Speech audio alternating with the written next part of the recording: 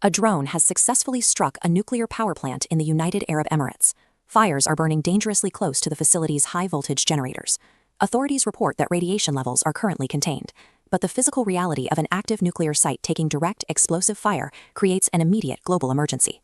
This attack did not happen in a vacuum. It is a highly calculated strike, executed at the exact moment military tensions across the Middle East are reaching a boiling point. Targeting a nuclear power generator crosses a strategic line that few nations can ignore. It serves as a military tripwire, potentially triggering a sequence of pre-planned retaliatory strikes that would be nearly impossible to halt once they begin.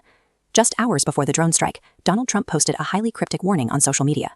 He shared an image of U.S. Navy ships confronting Iranian vessels, captioning it, "The calm before the storm." Both the United States and Israeli militaries are heavily mobilized. They have been watching the region closely, looking for an undeniable trigger to justify a massive retaliatory response. An attack on a UAE nuclear plant, likely coordinated by Iranian-backed forces, provides exactly that trigger. It gives the U.S. Navy the justification it needs to begin actively targeting Iranian infrastructure. If this cycle of proxy attacks and direct retaliation expands to active nuclear sites, the damage will not stay contained within the Middle East. The consequences will immediately threaten neighboring continents. This map shows the geography from the Persian Gulf to the Indian subcontinent, operating as a single ecosystem. Notice the high-altitude wind currents. They continuously flow west to east, sweeping aggressively out of the Persian Gulf and funneling straight into northern India over Delhi. If an active reactor is breached, it releases radioactive particles into the atmosphere. This nuclear fallout acts as a physical, toxic passenger, riding these exact high-altitude currents right now like an invisible conveyor belt.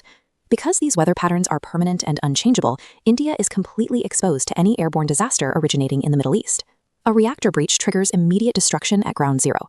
The radiation would instantly envelop major Middle Eastern financial hubs, shutting down the region's economy overnight. But while the initial physical explosion is heavily localized, the toxic cloud it creates is slow, invisible, and highly mobile. It immediately begins its long drift east towards South Asia. The high-altitude currents carry this radiation toward India's densest urban centers. Here, the danger moves from imported fuel prices to the immediate safety of the air itself. The damage extends far beyond the cities. As the fallout settles, it creates radioactive acid rain, directly poisoning the soil across the subcontinent's most vital agricultural zones. Poisoned soil means an immediate collapse of the regional food supply. That scarcity triggers a cascading, long-term public health crisis that would impact multiple generations. These permanent wind patterns tie the agricultural survival of the subcontinent to the stability of reactors in the Persian Gulf. A military escalation there carries the risk of a biological disaster for the people of India. The only way to prevent this radioactive spread is through an immediate diplomatic ceasefire between the United States and Iran. However, the reality at the negotiation table is grim.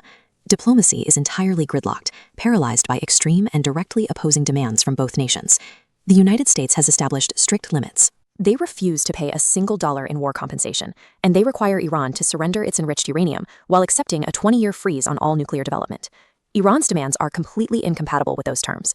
They require full financial compensation for infrastructure damage, the return of frozen national assets, and the total removal of sanctions so they can resume selling their oil on the global market. These are not standard, flexible starting points for a negotiation. They are hardened red lines that neither government believes it can afford to cross. On the U.S. side, Donald Trump faces massive domestic pressure. With midterm elections approaching, agreeing to Iran's financial terms would be viewed by his voter base as a complete capitulation. Iran's leadership is equally trapped.